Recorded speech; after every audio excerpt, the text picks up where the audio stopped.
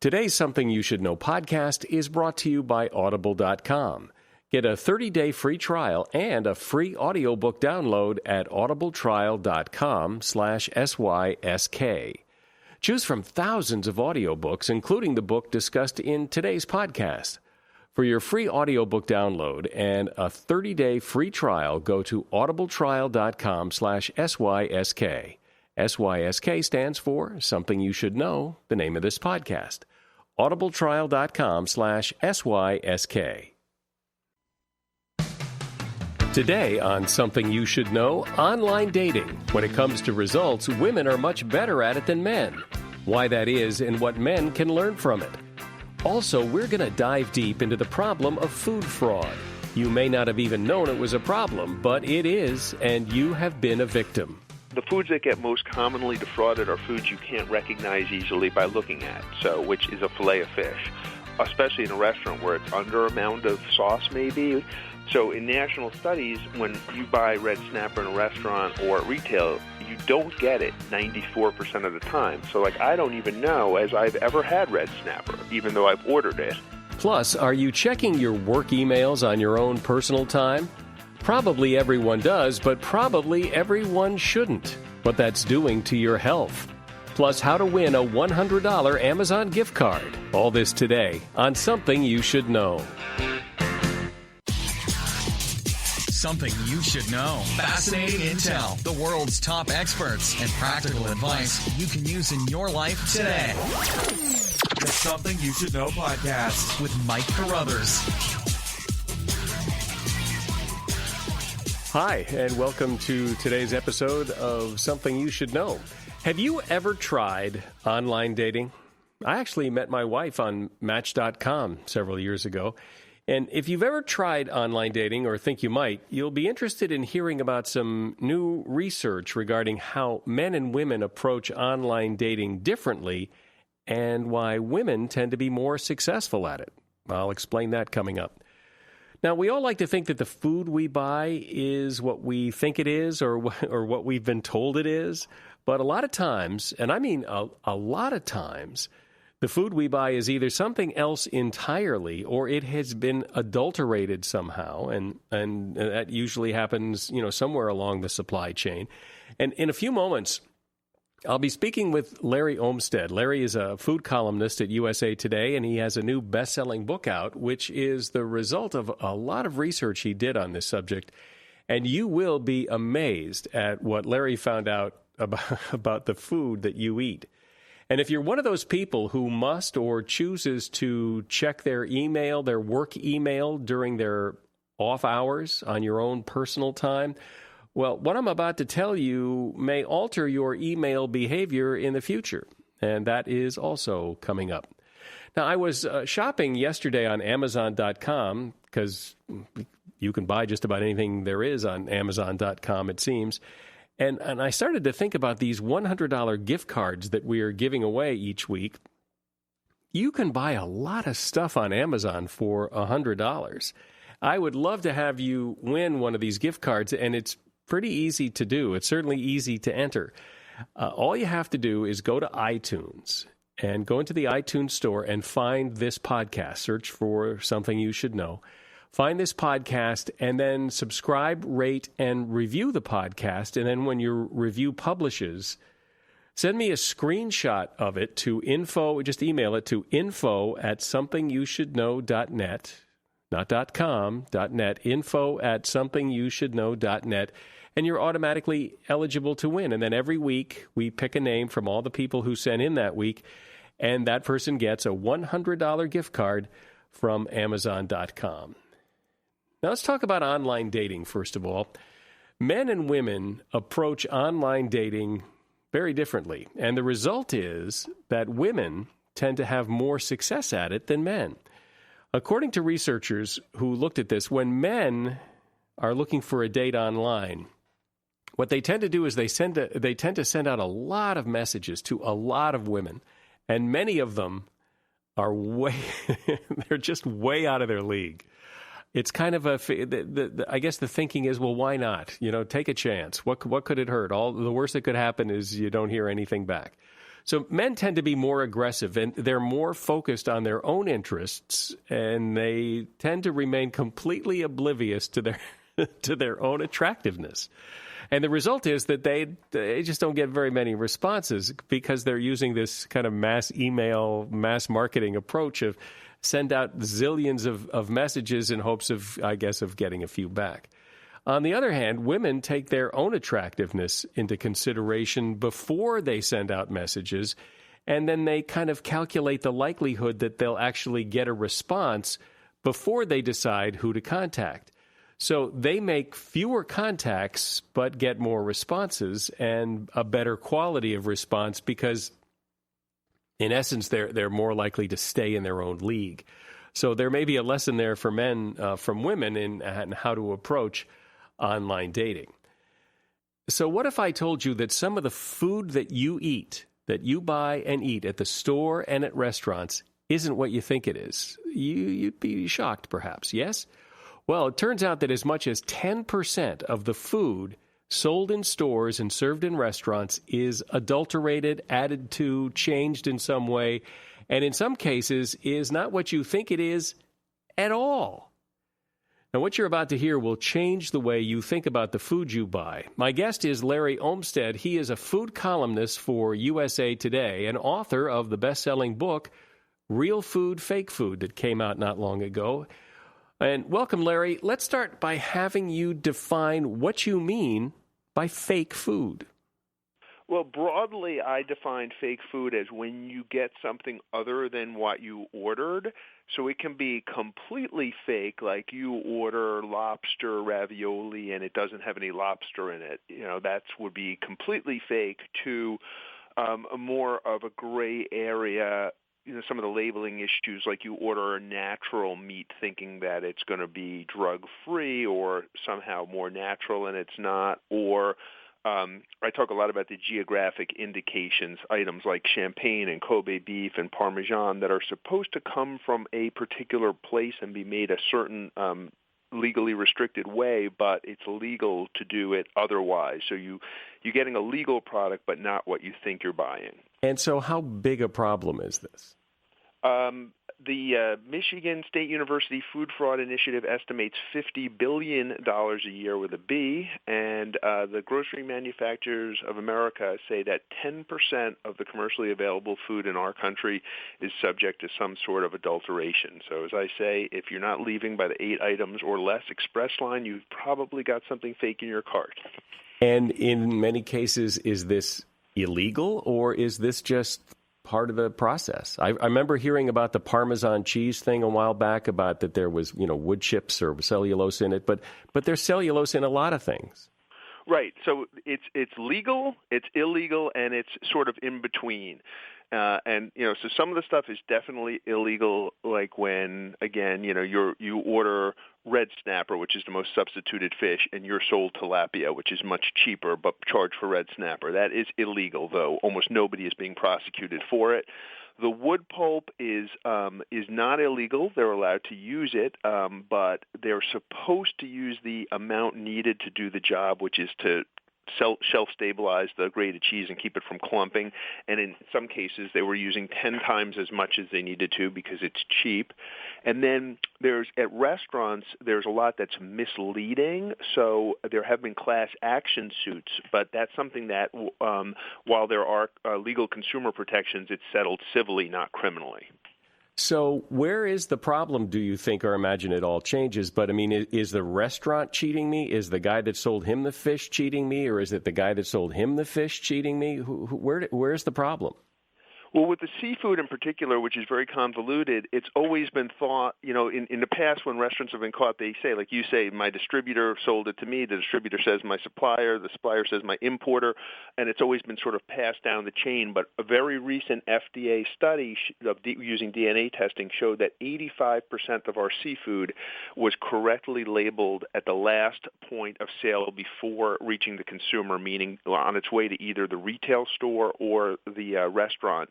And while that's not particularly good, 15% is still mislabeled, that's much better than the national average, which suggests that the bulk of the fraud in seafood is happening at the restaurant or at the retailer, not down the supply chain. And nobody seems to care enough to file any criminal complaints? Well, restaurants are typically regulated at the state level. So probably the most publicized seafood scandal in the country was this Florida grouper scandal of 2006, when a lot of restaurants were selling a farmed Cambodian catfish that cost them a quarter as much as grouper and passing it off as grouper. And the Florida State Economics Crime Unit actually charged 17 restaurants. That's pretty rare. But now with seafood in particular, in 2014, President Obama created a federal task force to combat seafood fraud, and their recommendations are taking effect later this year. That includes the stepped-up analysis by the FDA, and I do see some hope that finally seafood will be cleaned up to some degree. Do you think is it your sense that in today's world with all the problems and terrorism and all this, that seafood fraud is something people really care about that much? That if somebody sneaks in tilapia when I ordered red snapper, well, too bad, but that's life. It certainly hasn't been a pressing concern for most people. But then again, I think if most people knew the scope of it, they would care more, and also the health risk. It's kind of largely viewed as an economic crime. You pay for lobster, you don't get lobster. But a lot of what you do get is stuff that you really wouldn't want to eat if you knew what it was. And in seafood in particular, and I don't mean to pick on seafood, it's just so, when you go to buy chicken, you're not picking a breed of chicken. You might buy organic or you might not, but you're buying chicken. But seafood, there's hundreds of different species, so it just lends itself more. And plus, most of our other animal protein is raised in the United States, but over 90% of the seafood we eat is imported. So since we are picking on seafood, let's pick on something else, olive oil. Yeah, so olive oil is one, that I love it. I use way more than the average American. I eat olive oil in one form or another almost every day. I cook with it. I use it in my salad dressing. I pour it over my steak sometimes. If you've ever had really good olive oil, you would do the same. But unfortunately, a lot of people in America have just never had really good olive oil because a number of studies have suggested that the majority of the olive oil sold here labeled extra virgin does not meet the standard. The numbers vary depending on the study, but most recently 60 Minutes did an expose on this earlier this year, just a few months ago, and they estimated 80 to 85% does not meet the extra virgin standard, which is pretty high. The good news is, in my book I give tips in each chapter on how to buy the real thing, and olive oil is one of these things that once you taste it, you'll know. You just won't be satisfied with bad olive oil ever again. You had said that red snapper is often substituted, or that tilapia is often substituted for red snapper. It seems to me that those two are very different. How do people fall for that? Well, in general, most of the fish that we eat is whitefish, and most whitefish, once they're cut up and filleted, look pretty much exactly the same. So there's several things in play here. One seafood, very well-known and respected seafood distributor I interviewed just told me, hey, I could take any three whitefish fillets, put them next to each other, and you can't tell them apart. But in this case, it's the foods that get most commonly defrauded are foods you can't recognize easily by looking at. So, which is a fillet of fish, especially in a restaurant where it's under a mound of sauce, maybe. But also, the foods that are easy to substitute are foods people aren't familiar with the way they taste. So, in national studies, when you buy red snapper in a restaurant or at retail, you don't get it 94% of the time. So, I don't even know as I've ever had red snapper, even though I've ordered it. It's easy. If you every time you get it, you get tilapia or tilefish, which is another big substitute for it. You're not going to know what the real thing tastes like. If you live on the coast or go to the Caribbean and you get a whole red snapper down at the beach, that's a different story. But very few Americans buy their fish that way. Wait. I buy a red snapper at a restaurant, and there's a 94% chance it's not? Exactly.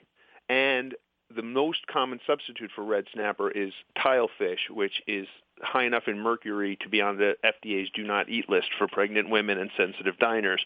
So this is another example where, it's not just economic fraud. You're getting something you probably wouldn't want to eat if you knew. And red snapper is not a farmed fish. It's always wild caught.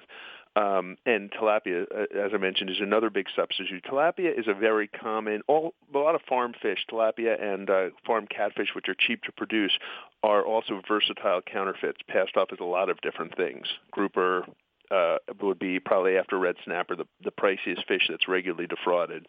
So I want to talk about food other than seafood, which clearly is a big problem. But first, let me talk about our sponsor, Audible.com. In fact, if this topic is as interesting to you as it is to me, you may want to get yourself the audiobook of Real Food, Fake Food by my guest, Larry Olmstead, and you can get it for free, and here's how.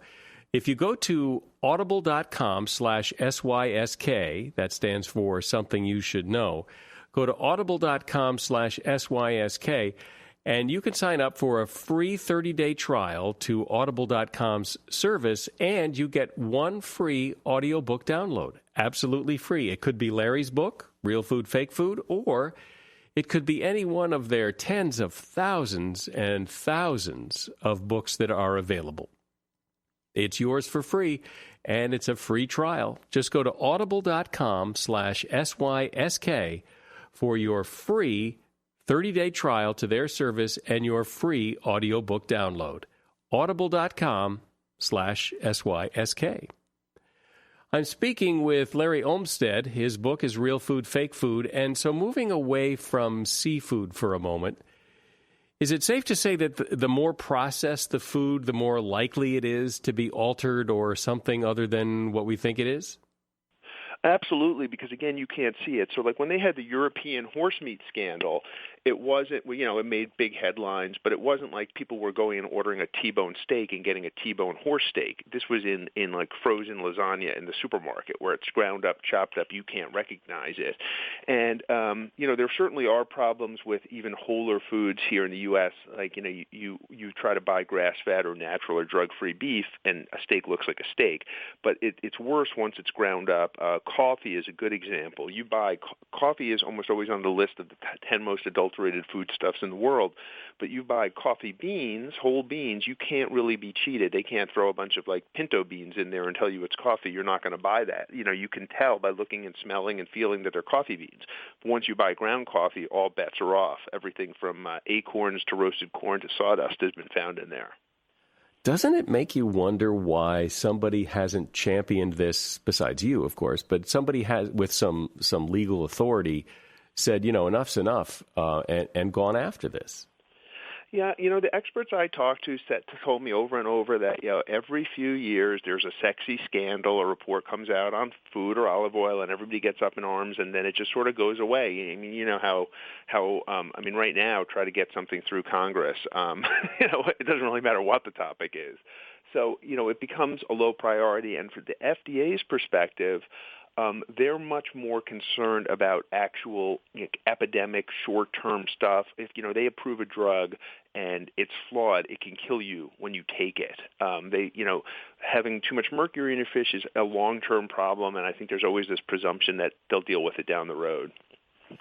This is kind of frightening. I mean, this is you would think that there was somebody at the gate watching all this and that we were pretty safe and everything was under control. And sure, there's going to be exceptions, but a 94% chance that you're getting ripped off is not an exception. No, and with the red snapper is the worst. So with seafood across the board, one national study was over a third, I think 37%ish. It's in the book, was mislabeled nationwide. That's pretty bad, a third. But again, like I said, it's not just seafood. Some of the most adulterated foods are staples, like honey. Honey is what they call a single ingredient food. You buy a jar of honey, it's supposed to be just honey, but it's very easy to cut it with high fructose corn syrup or beet sugar or cane sugar, or basically, honey is essentially sugar, but it's the most expensive form of sugar. So you can cut it with kind of any cheaper sugar. People aren't going to notice, and you're going to make money. And a couple of the scientists I talked to liken this whole thing to the drug dealing. You have organized groups that are going out of their way to import illegal or defective products and sell them, and the margins are similar to selling heroin or something, except very few people ever get caught and go to jail. It's a really safe way to commit crime. But if I go to the store and buy a name brand honey, I mean, is the problem getting to that level, or is it these, the farm stand honey that some guy might in his kitchen throw some corn syrup in there? I actually think it's the reverse. I recommend buying your honey at the farmer's market. And I'm not like, a farmer market junkie where that solves all our problems. Some people think it does. Honey in particular, it's one of the few foods that, one of the only foods we have that is really produced everywhere, even in cities. So you can always buy local honey, and the vast majority of the fraud found has been with imported honey. So I recommend buying it local. You know where it comes from. The largest financial fake food crime ever perpetrated and prosecuted in the United States was honey. $80 million worth of imported Chinese honey. Chinese honey was banned at the time because it was known to have unapproved antibiotics as well as to sometimes be adulterated. And this group, this ring, really a criminal ring, for years systematically transshipped honey from China, which means they sent it through third-party countries like Malaysia or Turkey and relabeled it as a product of there to avoid the ban on Chinese honey, and brought it in until they finally got caught. And their honey was both cut with corn syrup to make it cheaper and adulterated with banned antibiotics. If you buy American, are you helping yourself? Are you going to be much better off if you're, like you say, you're not buying imported honey, you're buying American honey? It really all depends on the food. It certainly does with honey. It definitely does with seafood. That's the number one. If you can buy domestic seafood, you're much better off.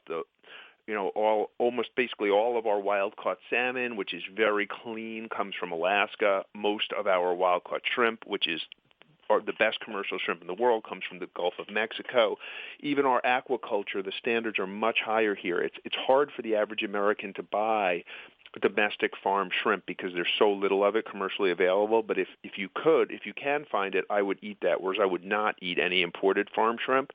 So for seafood, for honey, for certain products, definitely. Not so much our mainstays, though. Beef, poultry, and pork are all raised pretty hideously here in the U.S. What about the big name brand foods that we buy? I'm just thinking off the top of my head. Frito-Lay, Carnation. You know what I mean. The big name brand foods. Are you any safer if you stick to those guys? Well, I don't take on the sort of processed food topic or junk food in the book. A lot of advocates will say, that they see my title and they think that that's not real food or that's fake food. But to me, it's you buy a bag of Frito-Lay corn chips, you're sort of getting what's advertised in terms of your expectations. It has a lot of additives and a lot of artificial ingredients, but they're on the label. They're not cheating you. It might not be something I'd recommend you eat, for a balanced diet. So in that degree, yes, you go to McDonald's, you're going to get what's advertised, and not be defrauded, so to speak. But I don't know as that's really the answer. I like to eat. My biggest takeaway from researching this book is I don't want a lot of drugs in my protein, and our beef, pork, chicken, seafood is laden with drugs, mostly antibiotics, but also beef, a lot of hormones, steroids, growth hormones. So I buy drug-free, grass-fed beef from a farmer, and that's what I eat at home, and I would recommend that over a name-brand hamburger. But it's up to the individual how much, I try not to pass judgment on diets. I just want whatever you choose to eat, I want you to be able to get that item authentically. So now that you've pretty much framed this problem, and it's worse, I bet, than anybody ever realized, what's the advice? What are the tips? You say you have some tips for people, so let's get to some help here. Sure. So, I have a chapter on seafood and one on cheese and one on wine and one on oil, and at the end of each I give specific tips relative to those foods because there's no one-size-fits-all solution. But the biggest general rule of thumb would be, buy your food in the wholest form. I mentioned the coffee beans. You're not going to be cheated. Don't buy them ground. And same with, you buy a whole. I like to use the example of a lobster. There's very few realer foods than a Maine lobster. It's not farmed. It comes out of the ocean. It's wild caught. You know what it looks like. They can't substitute anything else. You buy lobster ravioli, there might not be any lobster in it. So, fish. If you know what a red snapper looks like and you buy a whole red snapper, you've just alleviated the entire problem. Just most Americans don't buy whole fish. So whatever the food is, if you buy it in a more recognizable form, and even with, like I get a lot of questions about frozen pizza. Frozen pizza is really popular in this country. It's convenient, certainly easy to make. And I don't want to say, you shouldn't eat frozen pizza, but if I'm going to buy a frozen pizza, I'll buy a higher quality pizza to start with, like a Amy's Organics or something like that I can recognize all the ingredients. But I say buy a cheese pizza and then put, your own Parmesan cheese, your own sun-dried tomatoes, whatever it is you want on it, because then you control more steps in the process. It's going to taste better also, but the more heavily processed the food you buy, the more things are hidden in it. Is there any movement besides you that's up in arms about this? There definitely is a lot of, but usually it's industry specific. So there was a great book about 10 years ago called Extra Virginity that's all about olive oil, and the author Tom Mueller remains an advocate. He keeps a website and really stays on top of this topic. And usually it's people who are into honey or into the honey thing. That's why what was really lacking was kind of a comprehensive look at the industry of food, which is what my book does. But definitely seafood, there's a lot of nonprofit and NGO, and even the industry. I mean, to their credit, the National Fisheries Institute, I think that's what it's called, which is sort of the trade group for the fish industry. They do a lot of anti-fraud stuff. The North American Olive Oil Association, does some of its own testing. So I think more and more there's an effort across the board to clean these things up, but there's a long way to go. But when you talk to people and you're in the media and people respond to what you say, are people all up in arms, or are they, on a scale of 1 to 10, where are they?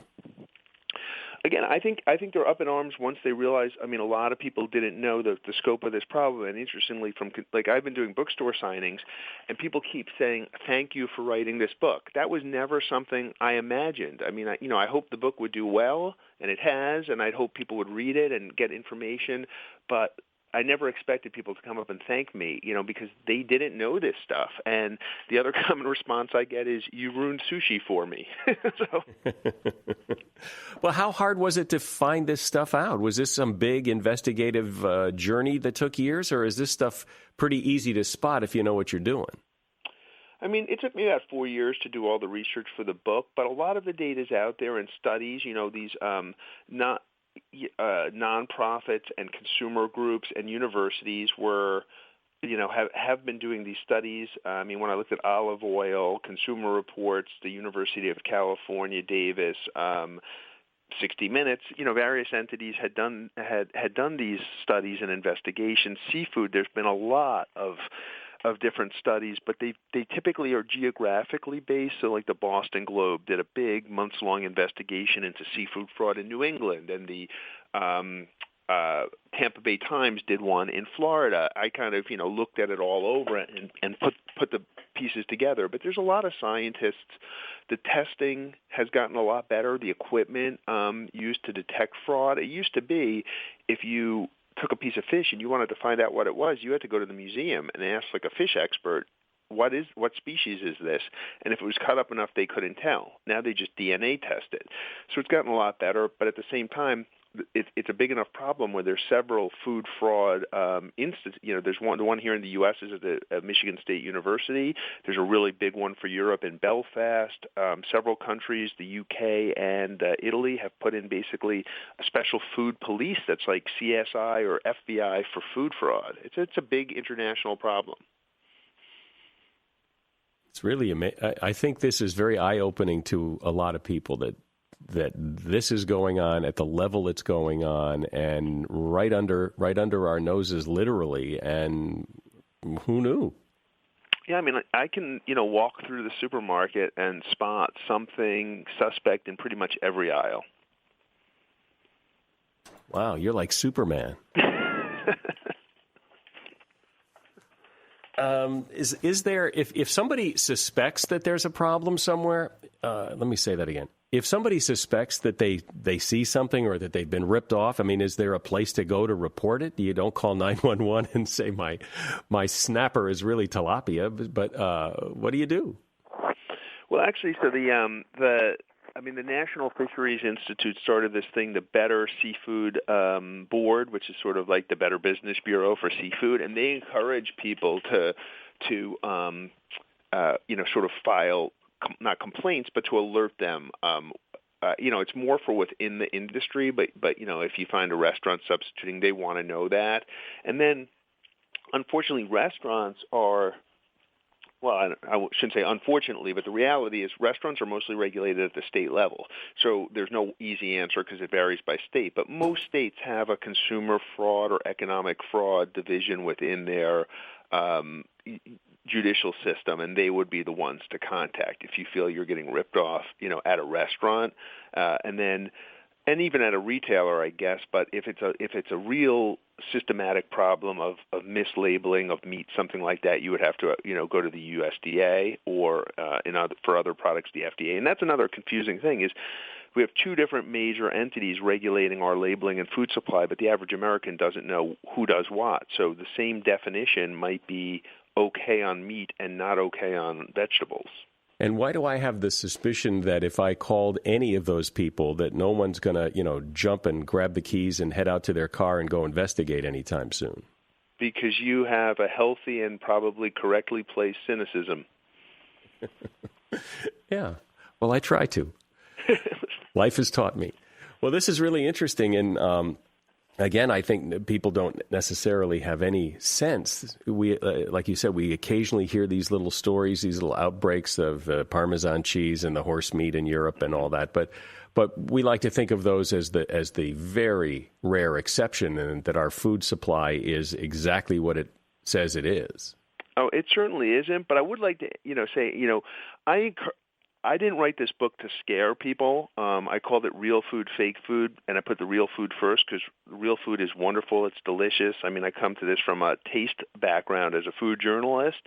I want people to eat real food. It's sort of a glass half empty thing. My take is eat real, avoid fake, not be scared of everything you eat.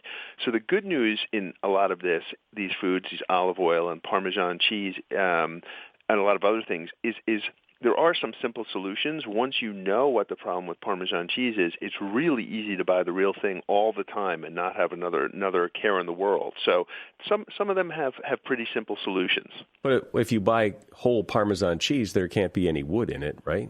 Right, there can't, but that's not, to me, the biggest problem. The wood pulp, thing played well for the media because it sounds like there's sawdust in our food and it's sexy, but it's only grated cheese. To me, the big problem is that real Parmesan cheese comes from Italy, from Parma, where it's named for, and it's made under super strict regulations. So every time you buy a wedge of real Parmesan cheese, you know exactly what is in it, which is only 3 ingredients, how it was made, and what's not in it, which is any kind of drugs, fertilizers, pesticides.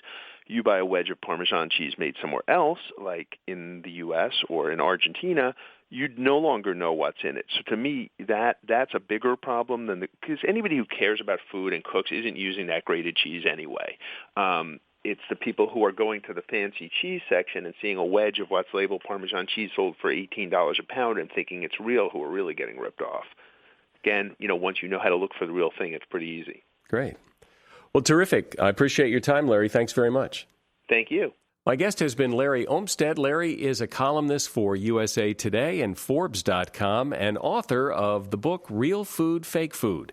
And there is a link to Larry's book on Amazon on the show notes page for the podcast, which you can find at our website, somethingyoushouldknow.net. Next on Something You Should Know, let's talk about your work emails. Now, you might think it's important or even necessary to check your work emails after hours and on weekends. Maybe you're even required to as part of your job. But just know that it's taking a toll on you. Researchers from 3 universities studied the problem, and their conclusion was that after-hours emails are a significant job stressor with an impact similar to having a high workload and interpersonal conflict. They also discovered that it wasn't just the amount of time spent responding to emails outside of work that was stressful. It was just the mere anticipation of getting after-hours emails that caused stress. That is, just knowing that a work-related email could be on its way contributed to what they called emotional exhaustion. The trick is to find some time to fully disconnect, especially if you're feeling stressed out. And they also suggest that businesses implement email-free days or rotating email shifts to ensure that some employees are able to take the occasional vacation from their work emails. And that is something you should know. There's a $100 Amazon gift card going out to some listener this week, and if you would like to be that listener, all you have to do is enter our contest. Simply go to iTunes and open up the iTunes store and find this podcast, Something You Should Know, and then subscribe, rate, and review the podcast. Then once your review is posted, take a screenshot of it and email it to me at info@somethingyoushouldknow.net. That's info@somethingyoushouldknow.net. Each week, we draw a name at random from all the people who sent their reviews in, and one person, that lucky person, gets a $100 gift card from Amazon.com. The podcast today has been sponsored by Audible.com. For a free 30-day trial and a free audiobook download of any book they have, just go to audibletrial.com/SYSK and sign up. That's audibletrial.com/SYSK for a free audiobook download and a 30-day free trial to audible.com. I'm Mike Carruthers. Thanks for listening to Something You Should Know.